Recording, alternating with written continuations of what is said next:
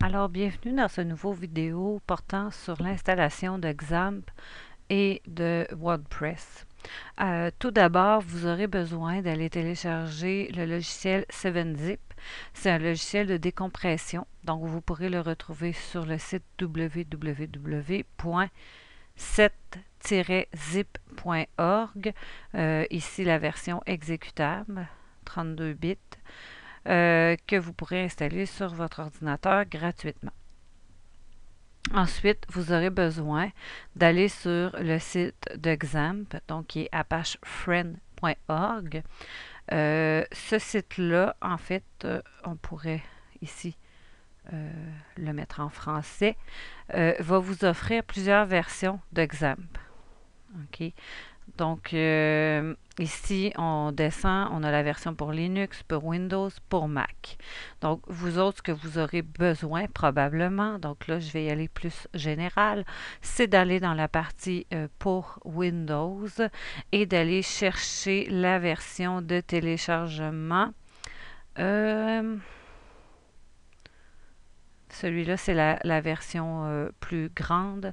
Celle qu'on a utilisée à l'école, ça va être celle-là, la XAMPP portable allégée 1.8.1 en zip. Donc, vous aurez besoin de télécharger cette version-là. Ensuite, vous aurez besoin, au final, pour l'installation, d'aller sur le site fr.wordpress.org pour aller télécharger le WordPress 3.5.1 qui lui aussi sera zippé. Donc, il faudra tout décompresser. Alors, moi, j'avais déjà téléchargé les logiciels. Mon WordPress, je l'ai déjà dézippé.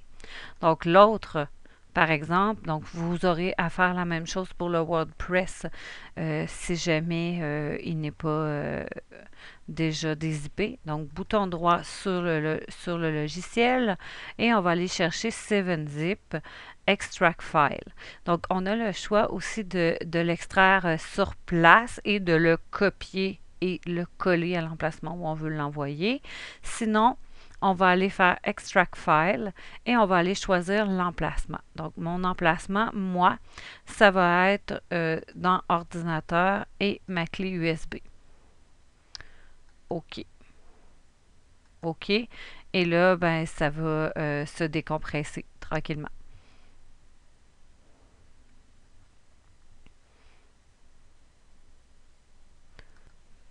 Donc, une fois que le XAMPP est décompressé, vous pouvez le renommer. Comme ça va vous permettre de pouvoir faire plusieurs sites avec plusieurs serveurs. Donc, Marie 2. Essayez d'éviter les espaces et les accents. Donc, maintenant, il me reste à aller chercher mon WordPress. Donc, là, il est décompressé déjà. Donc, je vais aller tout simplement le copier dans le dossier XAMPP, dossier htdoc. Donc, je vais le coller là et il sera prêt à servir. Donc, ça peut être un petit peu long à copier, tout dépendant de la vitesse de l'ordinateur et de la clé USB.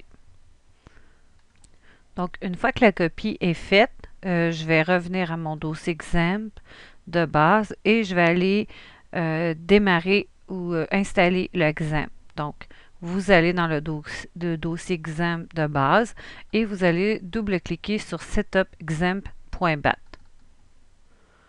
Donc, il y a une petite fenêtre noire qui va apparaître. On est en attente pour l'installation. Donc, une fois que le logiciel est installé, on nous demande d'appuyer sur une touche. Donc, je m'assure d'être bien dans la bonne fenêtre en cliquant dessus. J'appuie sur une touche pour continuer. Maintenant, je dois aller partir la fenêtre de contrôle. Donc, toujours dans le dossier XAMPP, je vais aller double-cliquer sur xampcontrol.execute.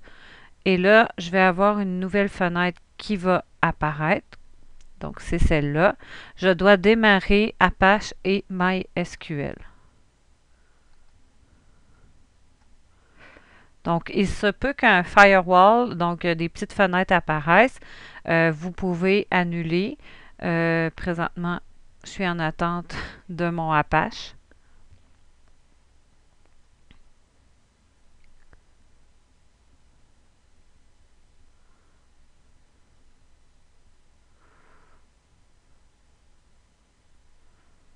Parfait, c'est prêt. Donc, je vais cliquer sur Admin,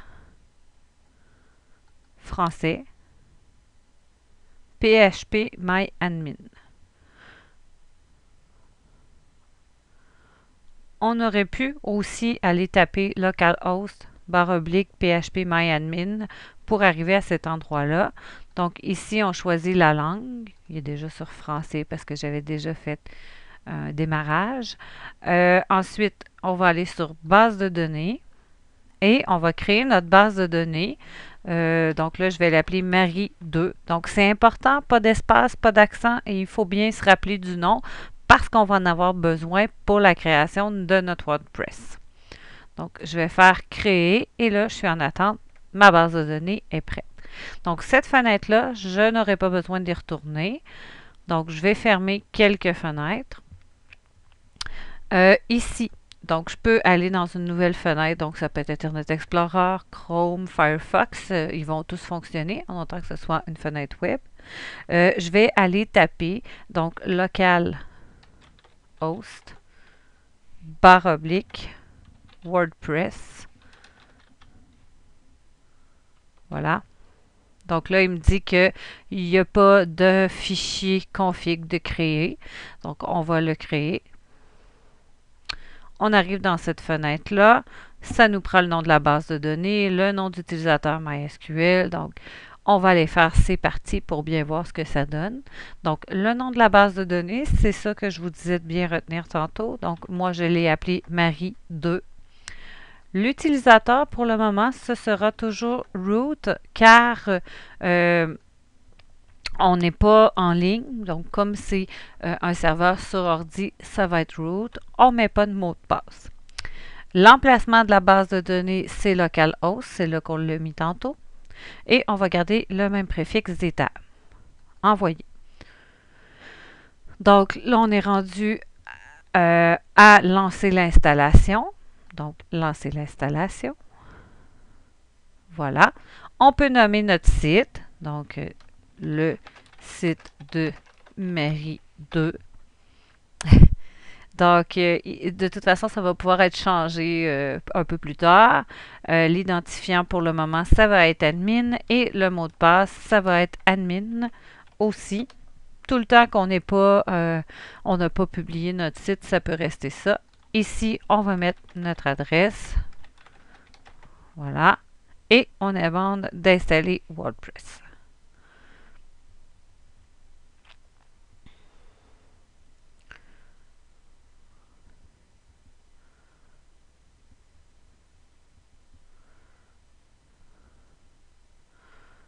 Et voilà, ça nous dit que c'est installé. Et là, ben, on va se loguer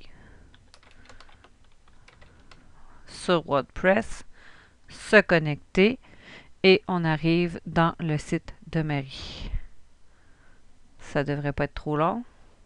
Voilà. Donc ça, c'est l'interface de WordPress qu'on a déjà vue. L'adresse pour se rendre à notre WordPress et l'administrer sur notre ordi, donc localhost WordPress WP admin. Évidemment, si vous avez à faire plusieurs sites dans le même ordi, je vous suggère, même si votre exemple ne porte pas le même nom, peut-être de nommer le dossier WordPress d'une autre façon afin de bien savoir lequel vous allez administrer. Donc, ça veut dire, par exemple, celui-là, j'aurais pu appeler le dossier WordPress, le renommer à la place Marie 2. Donc, j'aurais tapé localhost / Marie 2 / WP admin. Ce qui fait que si je fais un autre site avec un autre WordPress, donc l'ordinateur va savoir lequel aller chercher éventuellement. Donc ici, vous avez les mêmes éléments que d'habitude. C'est juste que là, ma fenêtre est un petit peu plus petite. Fait que c'est sûr que ici, ben, vous avez les images en tout petit. OK? Mais on a l'apparence, On a les commentaires, on a ici les pages, les médias et les articles. Et si vous voulez voir votre site, vous cliquez et vous faites bouton droit, je vous suggère, allez ouvrir le lien dans un nouvel onglet. L'idée de le faire comme ça, c'est que c'est plus facile de cliquer ici pour voir de quoi a l'air le site. Je fais F5 pour actualiser ou je clique ici. Et je peux retourner tout de suite ici, faire mes changements. Quand j'ai terminé, je vais aller sur Salutations et me déconnecter. Donc, si jamais vous avez à revenir éventuellement, donc tant que vous n'avez pas fermé l'ordinateur et que vous n'avez pas enlevé fermé XAMPP, vous pouvez tout simplement revenir à votre WordPress en faisant WP admin. Voilà. Et là, ben, on arrive à la fenêtre pour se connecter. Si vous voulez tout fermer, donc vous fermez votre explorateur, on arrive ici, on peut fermer ici en faisant stop les services et quitte. Par exemple, vous ne serez toujours pas capable de renommer. Vraiment, la session XAMPP va se terminer quand vous allez fermer votre ordinateur. Sinon, c'est comme toujours en arrière-plan. Si votre clé USB ne change pas de position, donc présentement, ma clé est sur le Lexar K. OK? Ça veut dire que si je la remets et qu'elle est sur le même, je peux normalement toujours recliquer sur les panneaux, donc XAMPP Control, restarter les services et refaire l'adresse de localhost /WordPress /WP _admin et ça devrait vous redonner la fenêtre pour continuer votre site. Voilà!